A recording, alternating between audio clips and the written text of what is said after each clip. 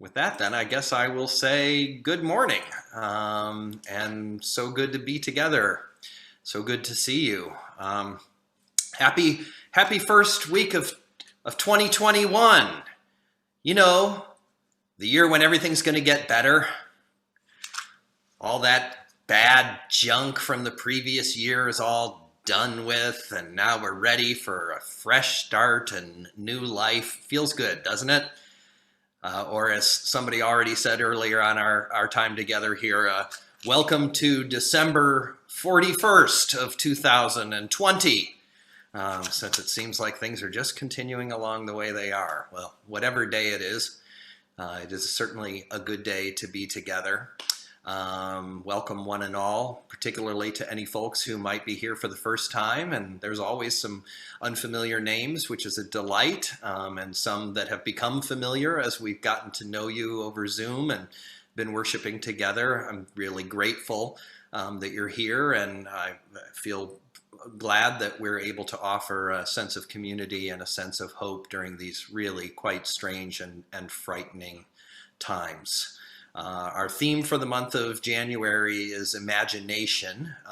Hopefully you've all seen the theme guide that gets sent out with the newsletter and in other forms. Look for that if you haven't. There's some wonderful exercises, spiritual exercises in there, and links to playlists and videos and great readings and so forth. And we were going to kick that month off with a service about the power of poetry and metaphor and metaphorical language and so forth. And we'll certainly hear some of that over the course of the day, but our service has taken on a somewhat different shape, as you can imagine, based on the events of this week. If you are new to us, we're a progressive and inclusive spiritual community. We're dedicated to celebrating life, empowering people, caring for one another, and helping to build a better world. And we'll invite anyone to join us, whatever your theology or your sexual orientation, even your political persuasion. If you want to do those things with us in a loving, open-minded, loving-hearted, helping-handed sort of way, we want you to join us and be a part of this community. Not much really happening to make announcements about. We continue to just try and keep things together. I'm sure you read or heard that we're in lockdown for another month. So we'll just kind of continue doing things the way we've been doing. The biggest thing that's happening down at the Glazer Center is that we are about to put the carpet in. Hang on one second.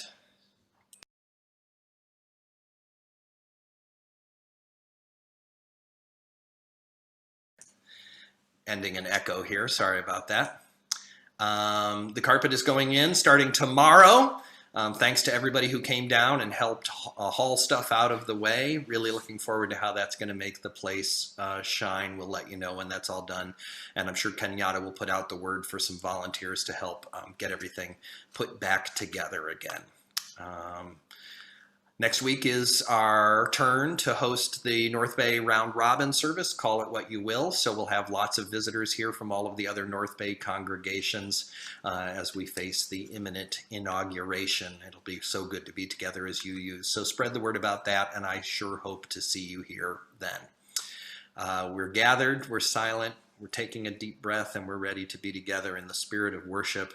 Let's let music bring the spirit into mind, body, and soul.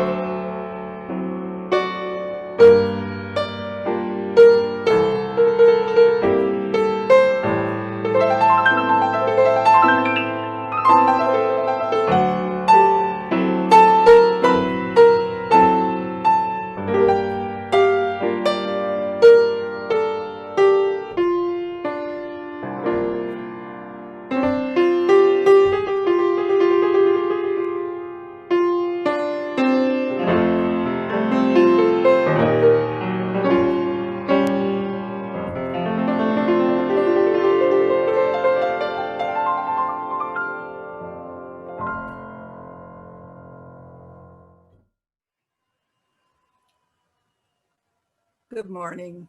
Our theme this month is imagination. And today we focus on the power of metaphor. As I light our chalice, I invite you to invoke your powers of imagination and enjoy this poem by Emily Dickinson. To make a prairie, it takes a clover and one bee. One clover and a bee, and reverie. The reverie alone will do if bees are few.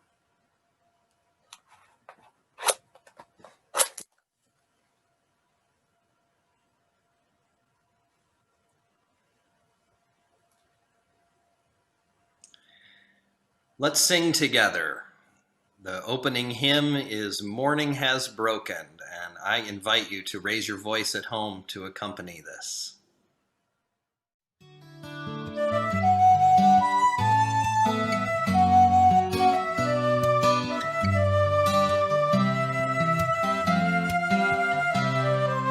Morning has broken like the first morning. Blackbird has spoken like the first bird. Praise for the singing, praise for the morning, praise for them springing fresh from the word. Sweet the rain's new fall, sunlit from heaven, like the first dew fall on the first grass. Praise for the sweetness of the wet garden, sprung in completeness where our feet pass.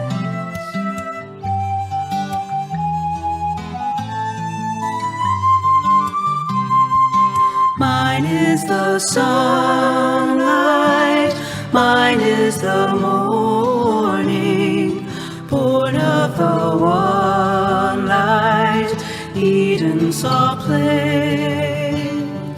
Praise with elation, praise every morning, God's recreation of the new day.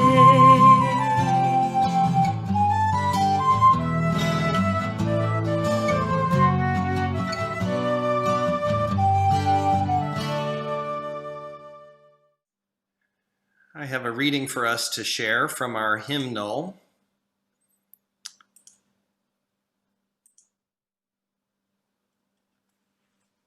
You may read as much of this as you like, but commonly I would read the plain text and you the bold. Here's an important metaphor. The Body is Humankind by Norman Cousins. I am a single cell in a body of 8 billion cells. The body is humankind. I am a single cell. My needs are individual, but they are not unique. I am interlocked with other human beings in the consequences of our actions, thoughts, and feelings. I will work for human unity and human peace, for a moral order in harmony with the order of the universe. Together, we share the quest for a society of the whole equal to our needs. A society in which we need not live beneath our moral capacity, and in which justice has a life of its own. We are single cells in a body of 8 billion cells. The body is humankind.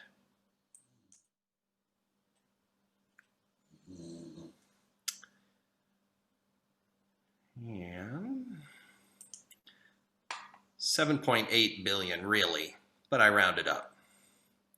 Let's sing our principal song as we get ready for our Time for All Ages.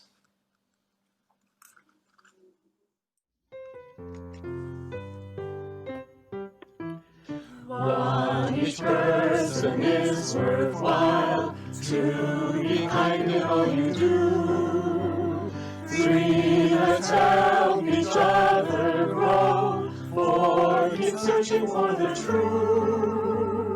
Five, each person has a say. Six, for a peaceful world. Seven, unravel that's a way that will bring us back to you.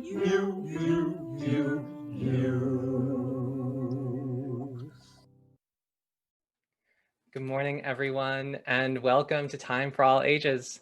My name is Eric Capone, and I'm the Director of Religious Education here at UUCSR. As always, I am absolutely delighted to be sharing with all of you what's going on in RE this week. This morning in RE, our conversation once again turned to imagination. While last week the kids were encouraged to imagine the sort of person they might like to become, this week we narrowed our scope and imagined one specific scenario. What does your perfect day look like in a future where COVID is gone?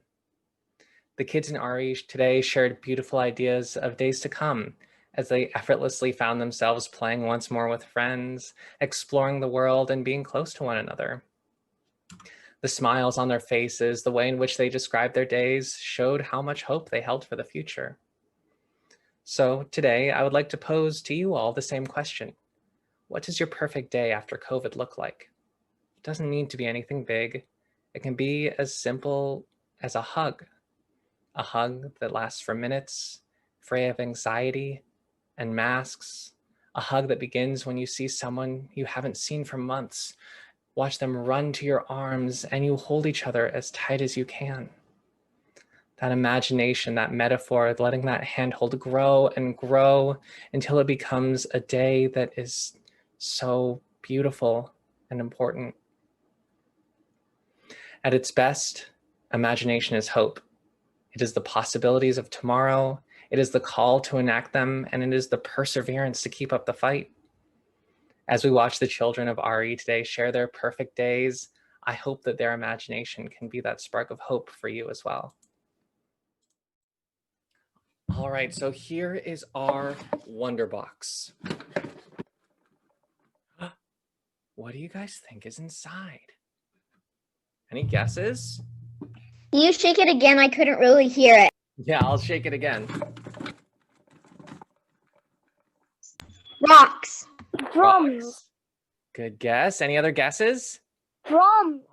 Drum, another great guess. Puzzle. A puzzle, yeah, Owen. Wood. Wood. That's a good guess. Should we open it and check it out? Jake says wonder. You're not wrong there, Jake. There is a bit of wonder in here. All right. Oh, these are some strange things. There is a bowl with some chopsticks. I'm holding these upside down. A bowl with some chopsticks.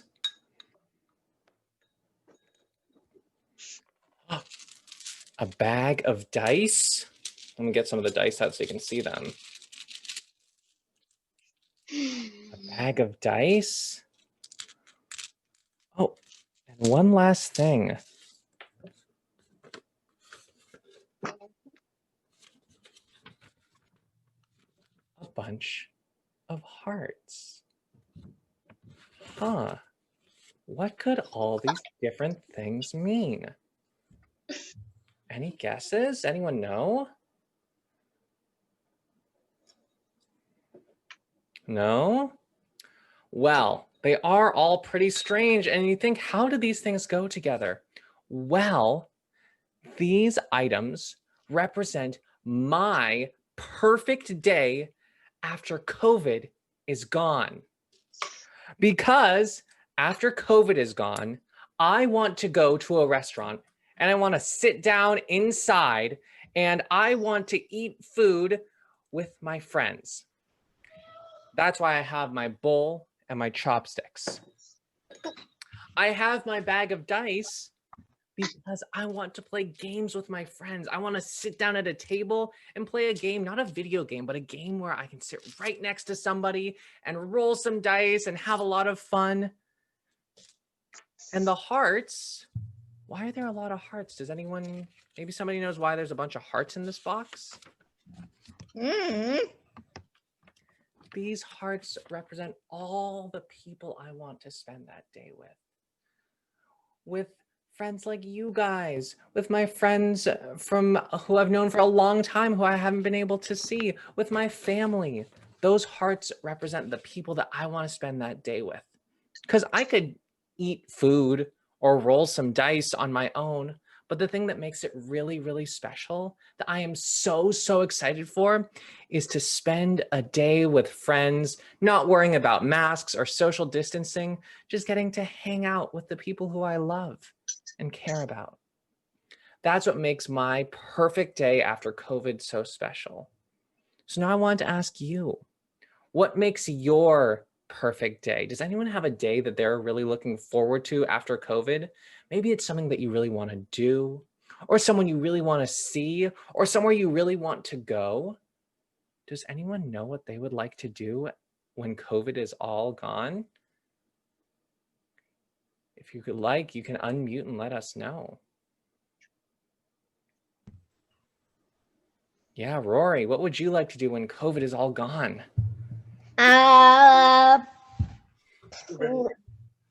Play video games with my friends in real life, not online.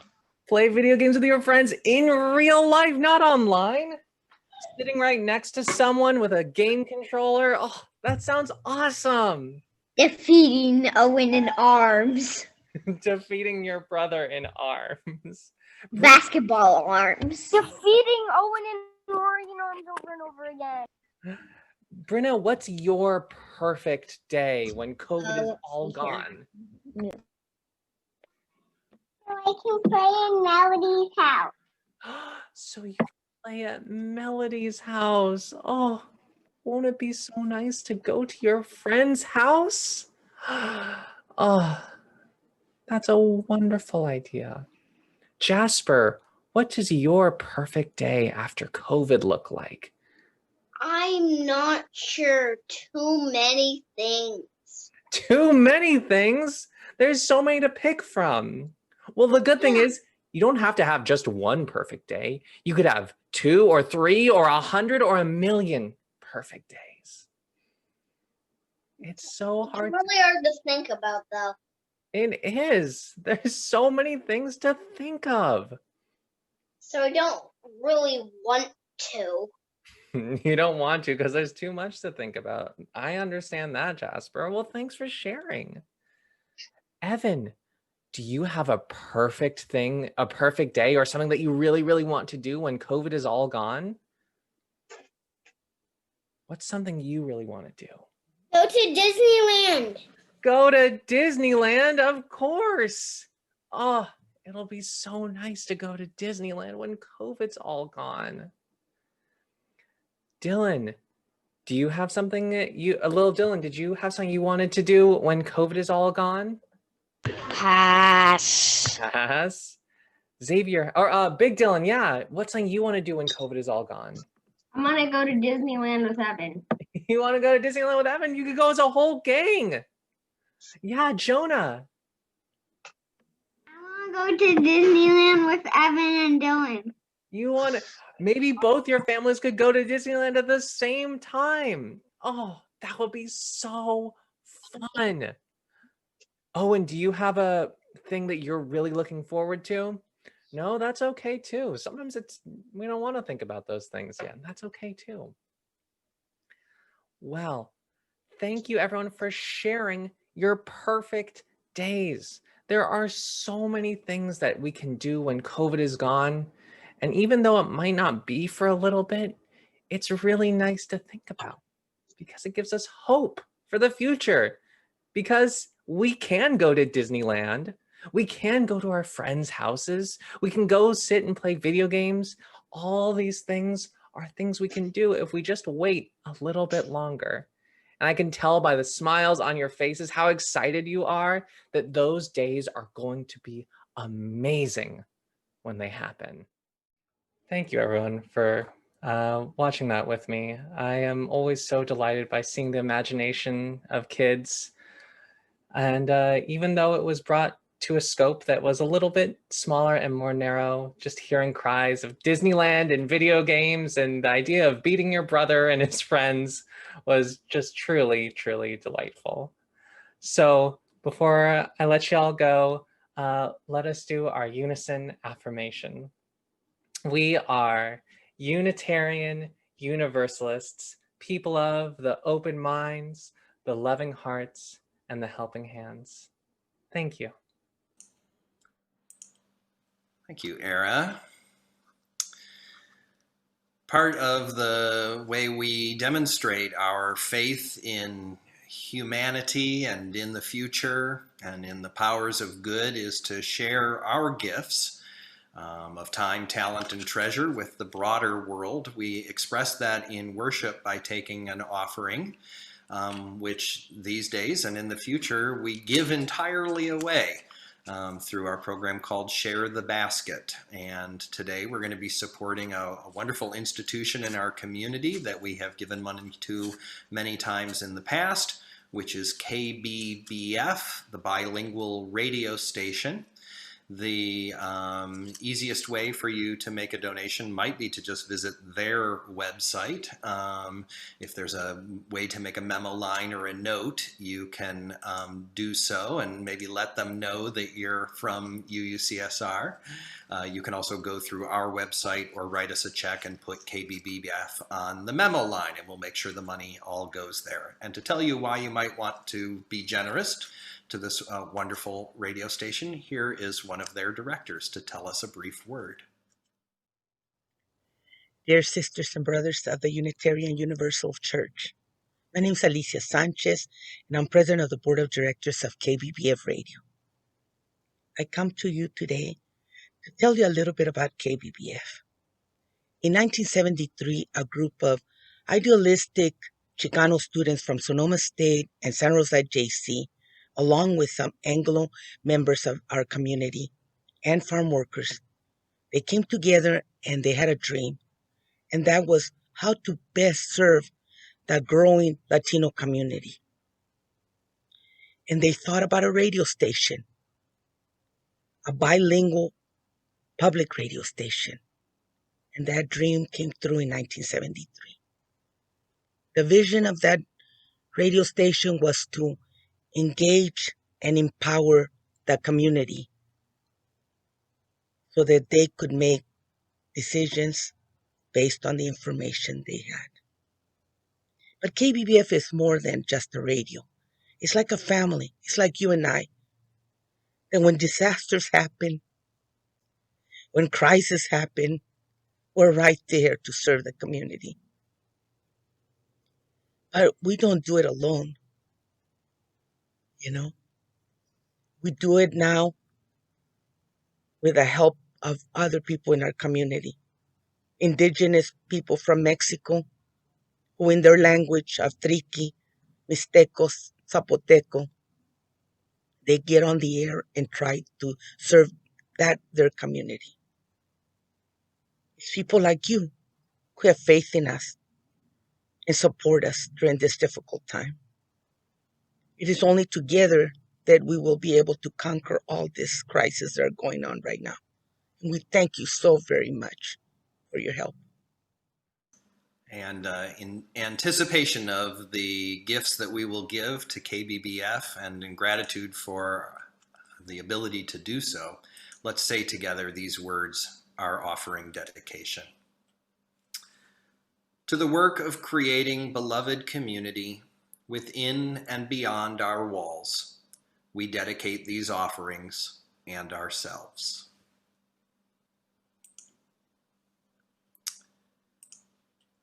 Now is the time for us to hear some of the milestones from the members of our community. Good morning. I'm Bruce Hope, one of your late chaplains. Milestones are where we share our joys and sorrows with the congregation. These are the milestones for this week. Deborah Mason shares her joy. I'm a grandmother. My daughter Annie and her husband Bob welcomed their daughter Joni John Pritchard into the world on December 26th. She's adorable. Michelle and I spent last week with them in Southern California. She's our little miracle, inspiring so much love and devotion, feeling blessed. From Cassandra Lista, despite the horror of the siege on the Capitol, democracy won out, with the election of Reverend Warwick and John Ossoff and the certification of the Electoral College votes. Electing Biden-Harris team. Mary Wolfe reports, I have a great sadness about what happened to the Capitol at the Capitol building this week, but it's tempered with hope and excitement about the Georgia elections. It's the beginning of hope for our nation. If you have something to share with all or a private concern to talk over with the lay chaplains, please contact us at laychaplains@uusantarosa.org. We give thanks for the sharing of these milestones, on how they remind us of our shared humanity and common fate, and inspire our compassion and care. May all our joys be magnified as we delight together in the good news. May all our sorrows be eased as we carry them together in community. May you who are searching for courage, comfort, faith, and hope find what you seek, and may all people grow in wisdom, compassion, and love, that the whole world might live with justice and in peace. Take care and be well. Thank you. Thank you for sharing those, friends, and congratulations, Deborah. Wonderful news, much needed. I'm going to invite you to pray with me and then share a reading from one of our great old ministers, Richard Gilbert, which will lead us into a time of silent meditation. So I trust you're comfortable sitting wherever you are right now, but make sure you can be still for a little while. And first, let us pray.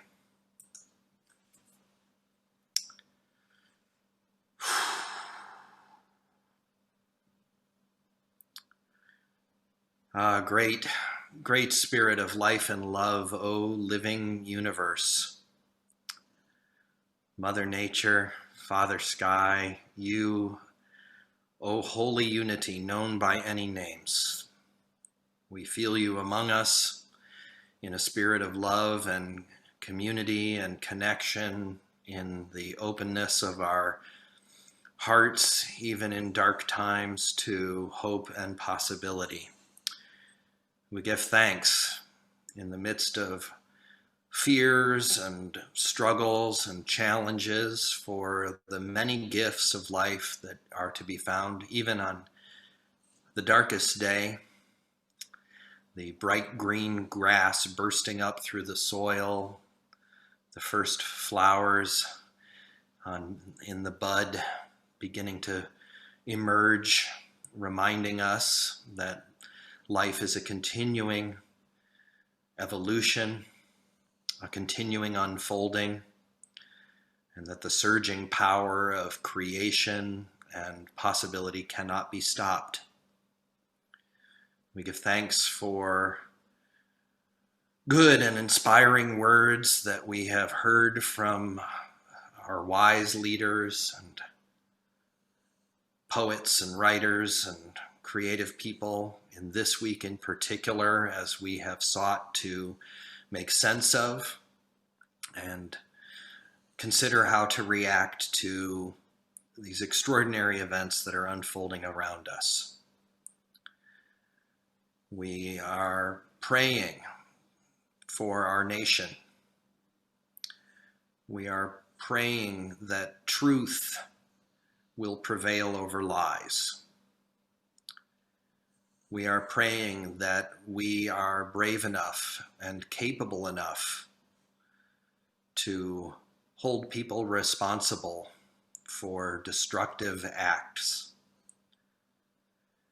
We pray for the endurance of our imperfect and ever-growing democracy, which for its many deep, ancient, and tragic flaws remains a beacon of hope for the world and for ourselves.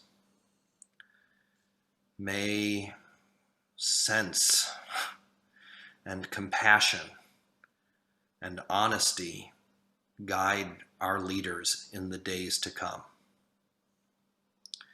May each of us consider ways that we can serve the cause of truth, the cause of justice, the ending of racism, the ending of lies,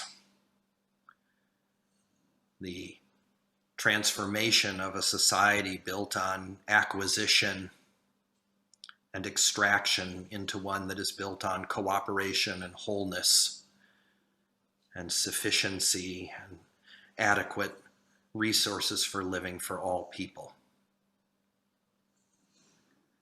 Let us consider the ways we have been complicit, pledge to change them, ask ourselves deeply what we might do to build this world we're dreaming of.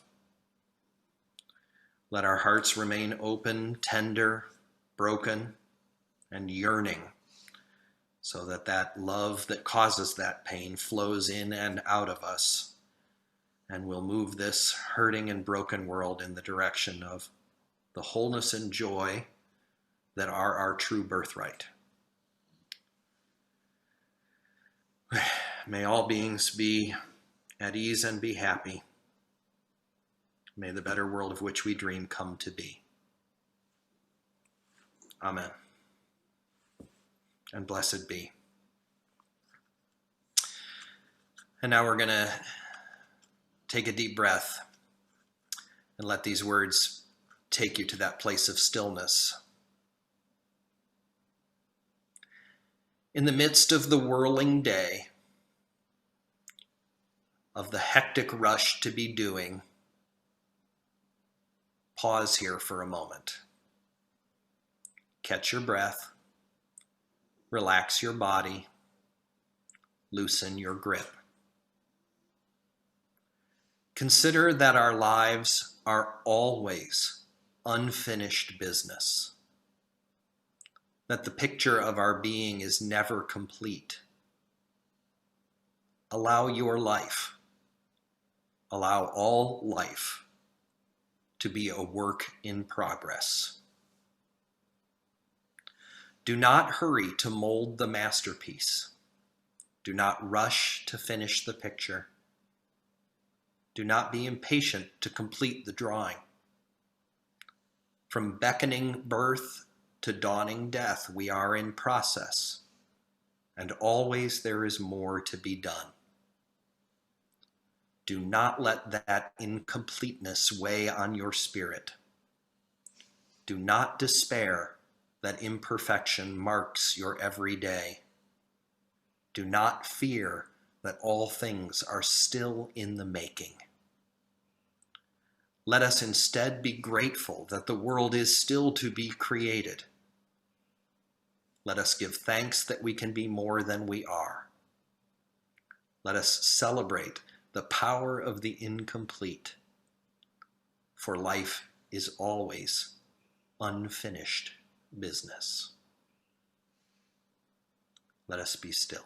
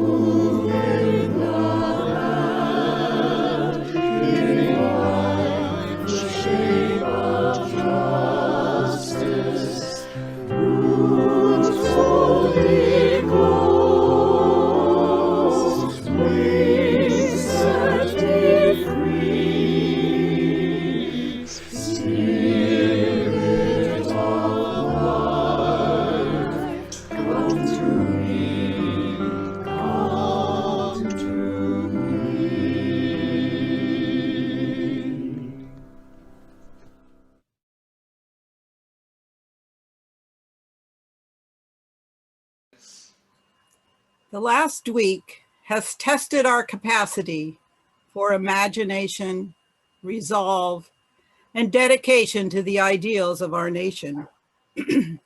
Since we live in earthquake country, I'll offer you this metaphor. It felt like being on ground that is liquefying under our feet. Nothing holds steady. We cannot anchor, and yet we must. One of my anchors is literature. I turn to writers who lyrically and profoundly explore our deepest concerns and hold them up in vessels of understanding. I wrote the following reflection a week ago, and it continues to resonate for me. I was the kid who always had her nose in a book. Just ask my sisters. The TV could be on with Saturday cartoons. My sisters were wrestling on the floor, my mom banging pots and pans in the kitchen, and I sat curled up in a chair reading. I remember clearly the day I finished a Nancy Drew book in an afternoon. The library in Cloverdale was a converted 2-bedroom bungalow. I can see it now as I ran my fingers over the children's section, hoping to find something I hadn't read yet. I remember the librarian placing Anne of Green Gables in my hands and helping me find my way to other discoveries. In books, I could imagine a world outside that small town. I could join Jo Marsh as she left home to pursue her writing career in New York. In Avonlea, I grew up with Anne and shared her adventures.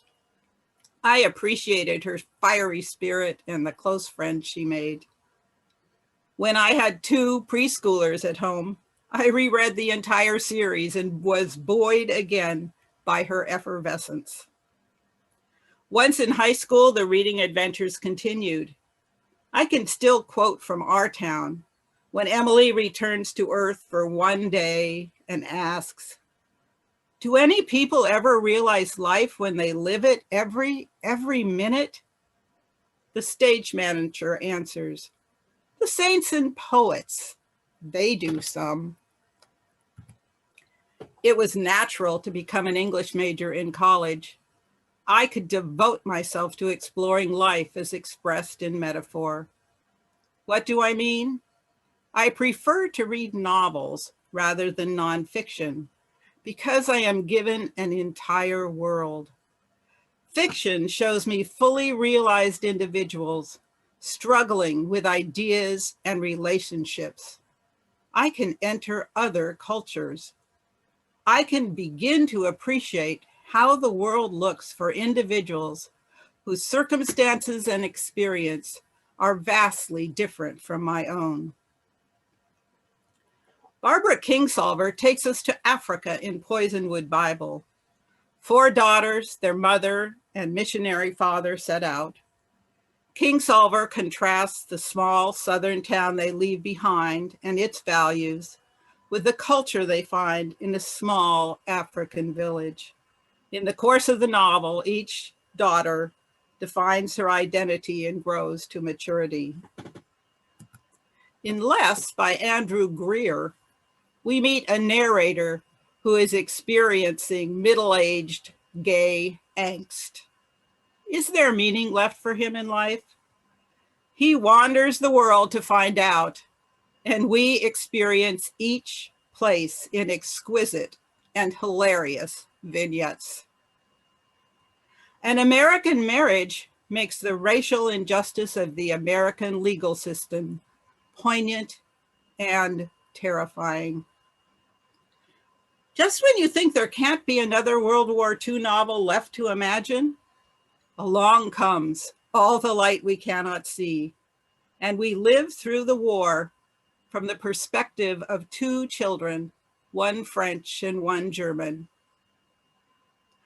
How would you like to spend 40 years living in the Metropole Hotel in Moscow and get a dose of Russian history from the end of the Tsars through World War II?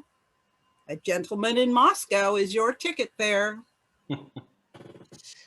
You can experience the history of Vietnam told through a family living from French colonialism to the communist takeover of the North, to the American War and final reunification. All of this and more, suffering, persecution, escape, trudging through the jungle. Just read The Mountains Sing. As I review this list, I am transported from the daily doom scrolling we've endured this past week to other lands, other times, other struggles, other dreams. Each of these novels is a precious jewel, offering a unique, curated perspective about how to make sense of our life and times. They are hymns to endurance. Their metaphors feed my imagination. They give me perspective to understand and appreciate my life and our times. And they give me an anchor and the courage and insight to work for change.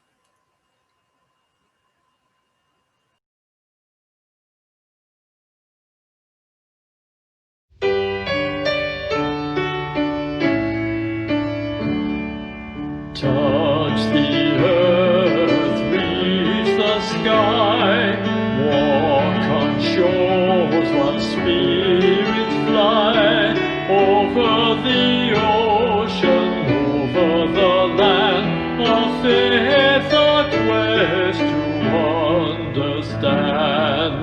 Touch the earth, reach the sky, children ask the reasons why. In our lives the answers show, and by our love they build a crown. Touch the earth, reach the sky, all upon and all shall die. Life's the time left in between, to follow a star, to build a dream. Touch the earth, reach the sky, hug the laughter, feel the cry. May we see where we can give, for this is what it means to live. Touch the earth, reach the sky, soar with courage ever high. Spirits joining as we fly, to touch the earth, to reach the sky.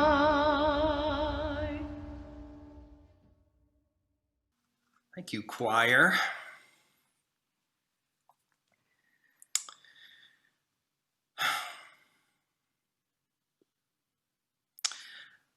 I'm not offering a sermon today.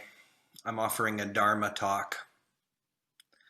As I understand that, this is the practice in my Zen tradition where the teacher or speaker of the day sits before the gathered body and tries to express the heart of the great matter as they understand it, the dynamic interplay of the essence of things and the manifestation of things, the unity of existence, the limitless and capable nature of our minds. And as I understand a Dharma talk myself, it's not something you read. It's something you speak out of your heart. And I'm having to do this today because, irony of ironies, on a day that was originally meant to celebrate the power of the written word and of poetry and metaphor to express the depths of our lives, I could find no words. Everything I write feels like one more speck of dust in a moment where everything is cloudy.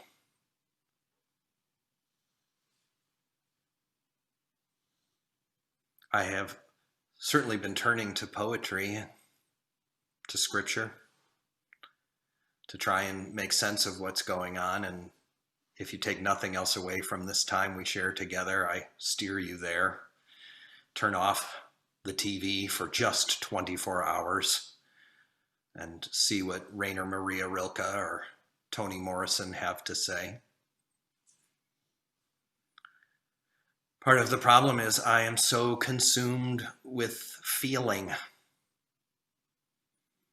that if I read anything that seems like it has to do with our current state of affairs, so fraught, so fragile, I start to cry. I mean, I'm so on the verge of tears these days that a video from Arnold Schwarzenegger made me cry. What has happened to the world if Arnold Schwarzenegger is making me cry? As he sat at his desk and decried the hypocrites and the liars and the devious people who would destroy American democracy, as he pledged his loyalty to our duly elected, decent incoming administration, and as he held up the sword that he used in the movie Conan the Barbarian, of all things, and said, "This is Conan's sword," And our democracy, he said, using a powerful metaphor, if perhaps a little martial for my tastes, is like this sword. To make the best, strongest, sharpest sword, let's say the sword of wisdom, Manjushri's sword, you must heat it, pound it, cool it, shape it. Heat it, pound it, cool it, and shape it again and again. And as the object passes through all of that stress and all of that swinging back and forth between extremes, it actually becomes sharper and stronger. And so too, he said, our democracy, that all of these struggles that we're facing, that the real sense of conflict and danger that we find ourselves in right now can be, if we choose, part of this long, long process of honing the heart of this land and its people into something that is true, that cuts through delusion and immorality and lies, and reflects in its brilliance the best parts of human beings. I pray that that's the case.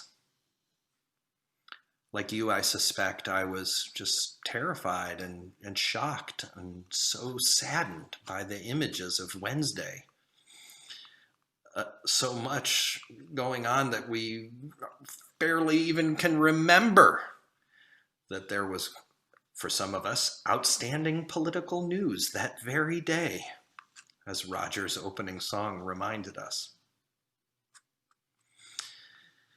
And it's hard to know what to do with those feelings of fear, of anger, of disappointment, and trapped here in our houses of helplessness.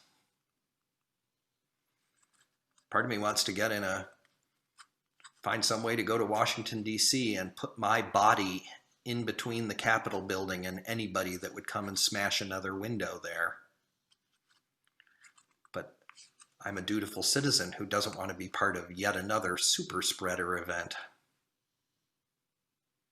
What to do? As a spiritual person, there's only, a handful of options, as I understand it. It's to get grounded again, as always, in just one's own existence, one's life, one's body, one's actual place. And to lift up again, like the guiding lights that are central to our own way of doing things. Not just as individuals, but as a people. And as our service this morning unfolded, what struck me is perhaps the answers of how to be right now, how to feel, how to think about the world, come from a simple song set to the tune of Do, Re, Mi. This children's tune that we kind of zip by every week, but which actually enshrines the 7 principles that are absolutely the essence of the Unitarian Universalist way of living, our way of living, might give us a little guidance. 1, each person is worthwhile. This leads us to the justice work we're known for and proud of, to make sure that marginalized people and oppressed people have a voice, to try and end the unjust marginalization and unjust privilege that mark our society. But they also place a radical and mysterious demand upon us that if we were to take seriously the need to end the division in the United States, then even the people we saw enraged, violent, have to be held in our best and deepest consciousness as having inherent worth and dignity. So the fantasies of revenge or of victory or whatever might arise in the midst of that anger and fear and frustration must be tempered by a faithful conviction that everybody is a person and we're all one family. And the kind of rage and madness that can overtake people that we see on TV also lives in us. And if we're going to find the doorway to bridge those gaps and communicate with people, we have to actually be able to touch those things in ourselves and affirm our own worthwhile nature in spite of our imperfections and our unfinished business. 2, we're supposed to be kind in all we do. Even, I guess, to the people who are absolutely ignoring that bit of utterly useful advice. Maybe the best single guide to living that anyone could give: be kind in all you do. So even as we're crystal clear about disavowing insurrection and disavowing violence and disavowing lies and the manipulation of people through lies, we can retain a basic sense of care and kindness.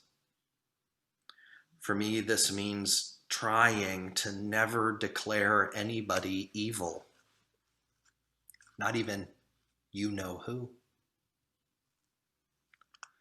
but lost or sick, and wondering, how might I make that better?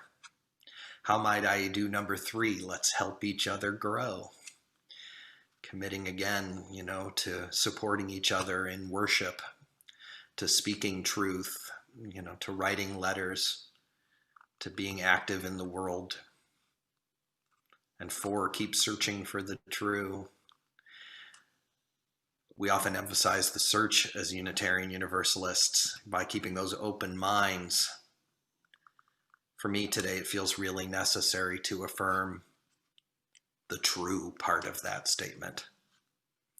To not give up on this idea that it's all just a matter of interpretation. To abandon the notion that you can have alternative facts. There either is or there isn't a pandemic going on. There is. I am committed to naming and speaking truth. 5, each person has a say. And that means this is our principle that affirms the right of the democratic process and makes it clear to me that we must protect our fragile democracy at all costs, and makes me so grateful for those who would go back into those chambers with the smell of tear gas in the air still and take care of business and make sure that the voice of the people, again, however incomplete and imperfect, was heard. At 6, we have to work for a peaceful world. It's hard. Among other things, when I watched those images on Wednesday, I felt the fight in me come up. I felt myself thinking, well, if you climb through a broken window that you shattered with a baseball bat at the U.S. Capitol, you probably deserve whatever's coming at you, even if it's a bullet. That's a real thought, and I haven't found a way to completely abandon it. But I hope if I keep singing this song that I will renew my resolve to work for a peaceful world. And 7, the web of life's the way. To remember the big picture, to remember the hugeness of the earth, the vast distances of geologic time, to consider the long span of history, to remember the flowers and the birds and the animals who are unconcerned right now with the fate of the United States of America, and know that all of that is a part of this life that I call my own. All those books, all those poems, all that music, all that history, all of you conspiring to create this mysterious, difficult, impenetrable, and wonderful mosaic that we call human life. And I hope that if I can remember these things and take this song seriously, that I'll make it through this week and the next and the remaining years of my days with my hope and my joy intact. And I hope that those words do the same for you.